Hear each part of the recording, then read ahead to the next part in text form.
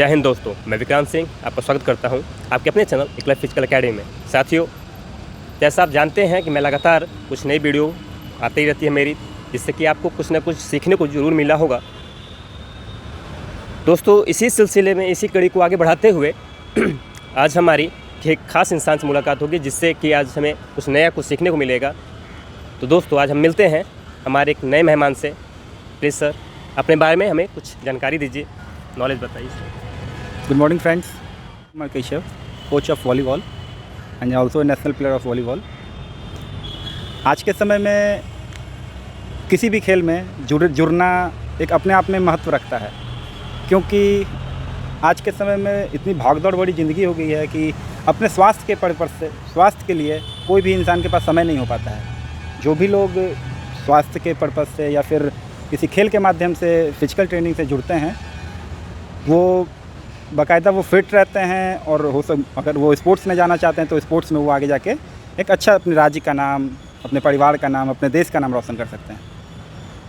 तो सर, मेरी पहली जो क्वेश्चन होगी सर आज वो मैं सर आपसे जानना चाहूँगा कि जो नए खिलाड़ी आते हैं या नए बिगनर्स आते हैं, बच्चे आते हैं और अचानक से बहुत ज़्यादा दौड़ने लगते हैं, बहुत हार्ड वर्क, तो सर मैं जानना चाहूँगा कि वो स्टार्ट कैसे करें, अपने फिजिकल एक्टिविटी का स्टार्ट कैसे करें। एक्चुअली होता है कि थोड़ा जानकारी के अभाव में बहुत से स्टार्टअप में होते हैं कि कुछ लोग अच्छा भी करते हैं लेकिन उनको सही तरीके से नहीं कर पाते हैं, इसलिए वो आगे डेवलप नहीं कर पाते हैं। बेसिकली आपको कुछ सीखना होता है तो आप उसका कोई जो भी तरीका, मिनिमम स्टार्टिंग का जो अच्छा तरीका होता है, आपको वो फॉलो करना चाहता है, जिससे आप स्टार्टिंग से ही आपको अपने आप में डेवलपमेंट देखने को मिलेगा, अपने फिजिकल में इम्प्रूवमेंट देखने को मिलेगा। अगर आप किसी गेम से जुड़े, आपके गेम का डेवलपमेंट होगा, या फिर आप कह सकते हैं आपका पर्सनालिटी डेवलपमेंट होगा। तो स्टार्टअप जो है सबसे विभिन्न महत्वपूर्ण है इसके लिए, स्टार्टिंग फिजिकल के लिए, किसी फिजिकल के लिए या फिर किसी स्पोर्ट्स में जाते हैं उस चीज़ के लिए आपका वार्म अप सेशन जो भी रहना चाहिए वो बहुत अच्छा रहना चाहिए, तभी आप उसके लिए आगे आप एक हेल्दी अपना बैकअप तैयार कर सकते हो उस चीज़ के लिए। सर, जैसा आपने बताया कि हमारा वार्म अप सेशन बहुत इंपॉर्टेंट है, तो सर वार्म अप का तरीका क्या हो। लोग आते हैं अचानक से, मैंने देखा है कि वो जंप करने लगते हैं, कूदने लगते हैं या बहुत तेज़ रनिंग कर जाते हैं। तो सर इसमें मुझे तो थोड़ी लगती है कि वो गलत है, मगर इसमें सर आपसे राय आपका जानना चाहूँगा मैं कि कैसे ये सही होगा। वार्म अप के लिए पहले वार्म अप का बेसिकली महत्व ये होता है कि आपको आपका शरीर किसी भी काम के लिए करने के लिए आप तैयार है कि नहीं।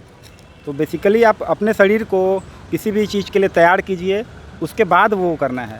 बेसिकली रनिंग के लिए, मिनिमम रनिंग के लिए पहले आप थोड़ा सा माइल्ड स्ट्रेचिंग कर सकते हैं, थोड़ा सा आपका जो भी रनिंग में इफेक्टिव आपका जॉइंट्स होते हैं या फिर जो भी बॉडी मसल्स हैं, आप उसको थोड़ा एक्टिव कीजिए कि वो प्रिपेयर हो रनिंग के लिए।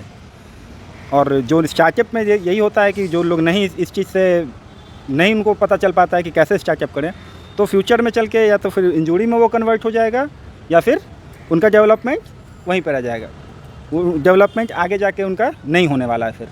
इसलिए बेसिकली वार्म अप का सेशन आप सही रखिए। स्टार्टिंग में आप जब भी स्ट्रेचिंग करके स्टार्ट कीजिए, जो भी आपका रिलेटेड मसल जो भी है उसके लिए पहले आपको फोकस पहले करना है कि आपको किस चीज़ की तैयारी करनी है। अगर आपको रनिंग करनी है तो रनिंग के लिए बेसिकली जो भी उसके मसल्स होते हैं आपको पहले उसके लिए प्रिपेयर करना है कि नहीं, मेरा मसल्स अब रनिंग के लिए स्टार्ट है। So warm up session is must good. Okay sir, आपने बिल्कुल सही बताया कि स्ट्रेचिंग जो है इंपॉर्टेंट है। फर्स्ट हम लोग स्ट्रेचिंग कर आए, उसके बाद आगे बढ़े। साथियों, मैं भी खुद एक स्पोर्ट्समैन हूँ, तो मैं हरदम जो मेरे बच्चे मेरे पास आते हैं और वो सीखते हैं मेरे पास, फिजिकल की एक्टिविटी करते हैं, चाहे वो आर्मी की तैयारी कर रहे हो या बिहार पुलिस या किसी और भी चीज़ की, तो उन्हें मैं हरदम प्रेफरेंस करता हूँ कि वो स्पोर्ट्स की ओर आए। किसी भी चीज़ में जा सकते हैं, वो बहुत सारे स्पोर्ट्स हैं, बहुत सारे इवेंट हैं, उसमें वो आएँ। इससे क्या होगा कि तुम्हारे स्पोर्ट्स में बढ़ेगी, उससे कंपटीशन बढ़ेगी, तो इम्प्रूवमेंट अपने आप हमारे स्पोर्ट्स में बढ़ेगा। तो साथियों, इसी सिलसिले में आज हमारे जो एक्सपर्ट हैं उनसे मैं थोड़ी जानकारी लेना चाहूँगा कि सर अगर बच्चे इस फील्ड में आए तो उनको क्या फ़ायदा है, इसको कैसे किस रूप में, किस स्कोप में ये ले सकते हैं बच्चे। बहुत ही अच्छा सवाल है ये कि हमारा कैरियर के रूप में हम कैसे स्पोर्ट्स को देख सकते हैं। सबसे पहली बात है कि आज के समय में इतनी भागदौड़ वाली ज़िंदगी है कि हमारा कैरियर अपने लिए सब लोग सोचना चाहते हैं कि मैं कैसे किसी तरह अपने पैरों पे खड़े हो सकूं, ताकि आगे मेरी ज़िंदगी पूरी अच्छे से सुचारू ढंग से चल पाए।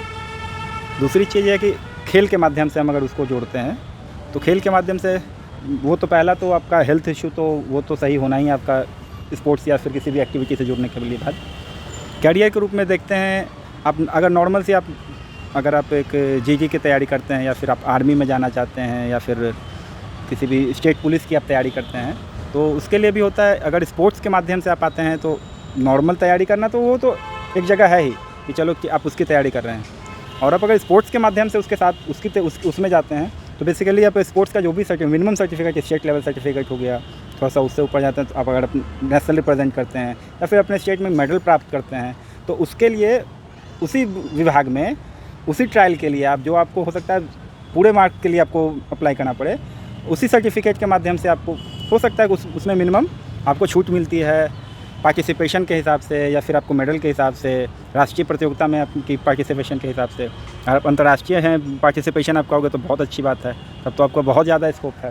दूसरी बात है अगर आप खेल के माध्यम से जुड़े रहते हैं तो सेम कंडीशन में अगर आप मान लिया कि आप किसी आर्मी में ज्वाइन कर रहे हैं, आपने ज्वाइन किया, अगर आप एक अच्छे स्पोर्ट्स पर्सन हैं तो आर्मी में भी प्रावधान है कि आप उसमें ही बढ़ सकते हैं, स्पोर्ट्स आप में स्विच करके आप स्पोर्ट्स लाइन में भी आगे बढ़ सकते हैं। उसी तरह राज्य पुलिस की भी वही कहानी है कि आप उसमें जुड़ के नॉर्मल से जाके अगर खेल से जुड़े हैं तो आप उसको खेल में आप प्रोसीड आगे कर सकते हैं, जिससे बाकी सारी सुविधा आपको राज्य सरकार की पुलिस सरकार देगी या फिर आर्मी की फैसिलिटी सारी आपको मिलेगी। तो इसलिए अभी वर्तमान में देख लीजिए नीरज चोपड़ा ओलंपिक में गोल्ड मेडलिस्ट हैं, तो ऐसा उनको कितनी सुविधा मिली आर्मी की तरफ से, भारत सरकार की तरफ से। ऐसा नहीं है कि आपको सुविधा नहीं दी जाती है, सुविधा दी जाती है, लेकिन उसका तरीका होता है कि आप सही तरीके से उसमें जुड़ें, तभी आपको सही मायने में उसका महत्व पता चल पाता है। तो सर आपने सही बताया, नीरज चोपड़ा के बारे में बताया, वो भी एक आर्मी में ऑफिसर है, आर्मी में है, तो काफ़ी सुविधा मिलती है आर्मी में जाने के बाद, नो डाउट। सर बच्चे तो आ जाते हैं, मेहनत करते हैं, काफ़ी मेहनत करते हैं बच्चे, कई बार तो मैं देखता हूँ कि दोपहर में भी दौड़ते हैं, काफ़ी मेहनत पसीना बहा रहे हैं। तो सर मेहनत तो काफ़ी हो रही है, पर मेहनत के बाद डाइट क्या, बच्चे खाएं क्या, जो कि पसीना तो बहुत निकल रहा है, रिकवरी कैसे हो मेहनत के बाद, ये मेरा एक बहुत इंपॉर्टेंट हमें लगता है कि हिस्सा होगा। ट्रेनिंग का एक बहुत इंपॉर्टेंट हिस्सा है कि वो डाइट में क्या ले रहे हैं सर। तो ब्रेकफास्ट कैसा हो, पानी कितना पिए सर, इस बारे में थोड़ा सा आप जानकारी दें। देखिए साधारण इंसान के लिए पानी, शरीर में आपके पानी रहेगा तभी आप कम से कम हाइड्रेट रहिएगा। पानी की कमी से डिहाइड्रेट आपके में चक्कर आने लगेंगे, आप किसी नॉर्मल खड़े नहीं हो पाएगा पानी की कमी से, जैसा कि नॉर्मल सी बात है। अगर आप स्पोर्ट्स से या फिर किसी भी फिजिकल एक्टिविटी से जुड़ते हैं तो पसीने के माध्यम से आपका बहुत सारा पानी शरीर से बाहर निकल जाता है, जिसकी कमी को पूरा करने के लिए समय समय पे आपको खेल के दौरान ही या फिर फिजिकल एक्टिविटी के दौरान भी आप उसकी कमी को पूरा करना। नॉर्मल में आप नींबू पानी से शुरू करके नमक चीनी का घोल ले सकते हैं, या फिर जो भी अपने ग्लूकोज है, बहुत सारे माध्यम हैं उसके आपको इनटेक के लिए, पानी को या फिर शरीर की जो भी कमी पूरी होती है उसको लेने के लिए। दूसरी होती है खान पान की बात, की जो भी आज के समय में खान पान है, अगर आप वो सही नहीं रखते हैं तो सबसे बड़ा वो कहीं ना कहीं क्षति होती है, तो आपके शरीर की क्षति होती है, किसी न किसी तरीके से वो आपके शरीर को ही दिक्कत में डालेगा कि आप सही से उसका भोजन पान नहीं कर पा रहे हैं।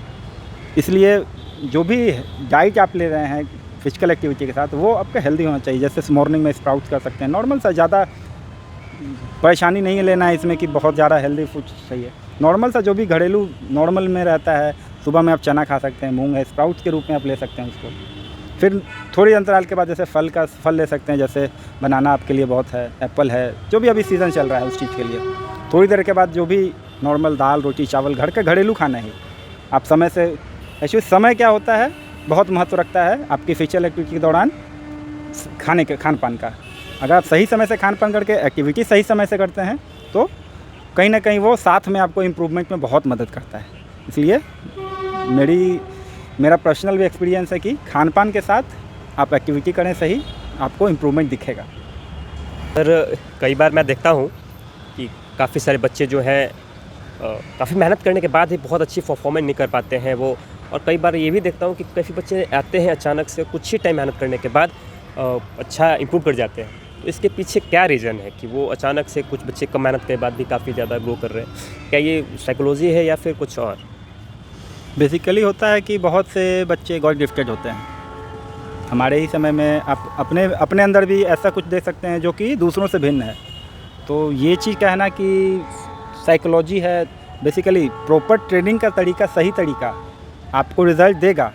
लेकिन बहुत से आज के समय में होता है, कोई हमारे ही ग्रुप में कुछ लोग होते हैं जिनको एक बार कोई बात कही हुई या पढ़ी हुई बात हमेशा के लिए याद रहती है, और हमें उन्हीं में से कुछ लोगों को होता है कि नहीं, बार बार पढ़ने पे भी उनको वो रिमाइंड नहीं रहता है। तो बेसिकली कुछ लोग गॉड गिफ्टेड होते हैं कि उनकी फिजिकली स्ट्रेंथ रहती है, डेवलप रहती है, कि नॉर्मल किसी का जंप अच्छा रहा, किसी की रनिंग अच्छी रही, किसी की स्पीड अच्छी रही, किसी का बॉडी बैलेंस अच्छा रहा, जो कि फिजिकल एक्टिविटी में बहुत महत्वपूर्ण चीज़ है।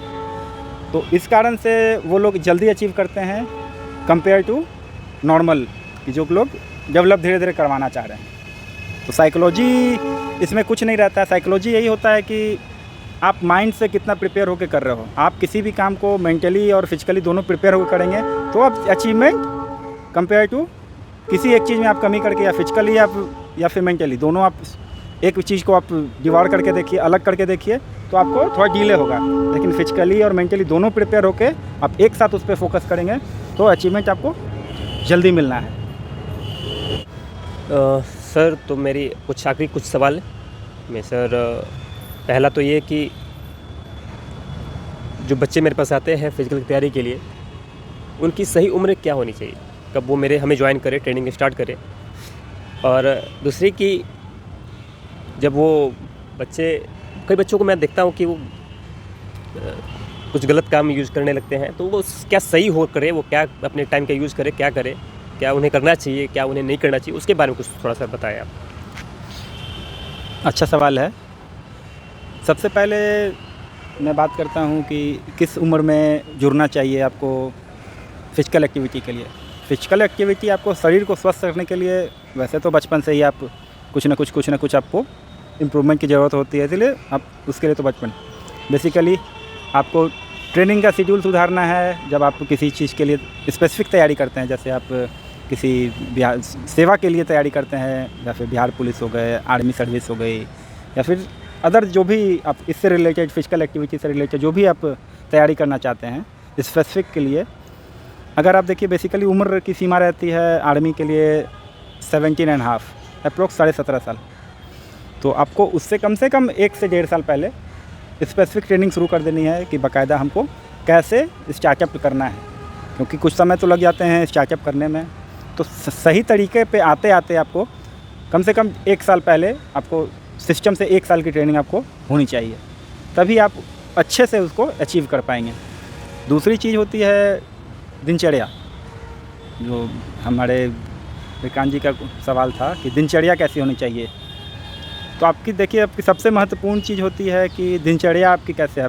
आप किसी भी एक्टिविटी को करने के बाद अगले दिन या फिर नेक्स्ट एक्टिविटी के लिए आप कितने प्रिपेयर अपने आप बॉडी को कर पाते हैं।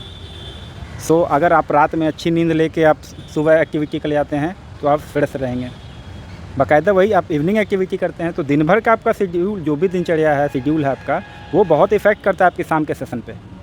इसलिए पढ़ाई भी ज़रूरी है। तो आप किसी चीज़ की तैयारी करते हैं तो जो भी मैंने पहले भी बताया कि आप मॉर्निंग सेशन करने के बाद सही से आप डाइट लें, फिर प्रॉपर रेस्ट करें, उसके बाद आप फिर इवनिंग सेशन में शामिल हों, तभी आप अपना 100% दे पाएंगे। सर, आज आपसे बात करके काफ़ी कुछ सीखने को मिला, काफ़ी कुछ मेरे स्टूडेंट जो होंगे उन्हें यकीनन तौर पे आज काफ़ी कुछ सीखने को मिला होगा। आप काफ़ी अच्छा लगा आपसे बात करके, बेहद ही अच्छा लगा। साथियों, मेरी हरदम एक सोच होती है कि आप तक कुछ अच्छी वीडियो, कुछ अच्छी नॉलेजेबल चीज़ें अब तक मैं लेकर आऊँ। तो दोस्तों, आज काफ़ी कुछ हमें सीखने को मिला होगा। अगर आपको हमारी ये वीडियो से कुछ सीखने को मिला है तो हमारे वीडियो को ज़रूर लाइक करें, हमारे चैनल को सब्सक्राइब करें, ज़्यादा से ज़्यादा शेयर करें। साथ में ही ऐसे काफ़ी सारी हमारी वीडियो आएगी तो आप ज़रूर कमेंट करके आप हमसे सवाल कर सकते हैं। अभी तो काफ़ी अच्छे लोगों से मेरी मुलाकात होने वाली है, इंटरव्यू लगातार हमारा आएगा इसके बाद। तो थैंक यू, जय हिंद, नमस्ते।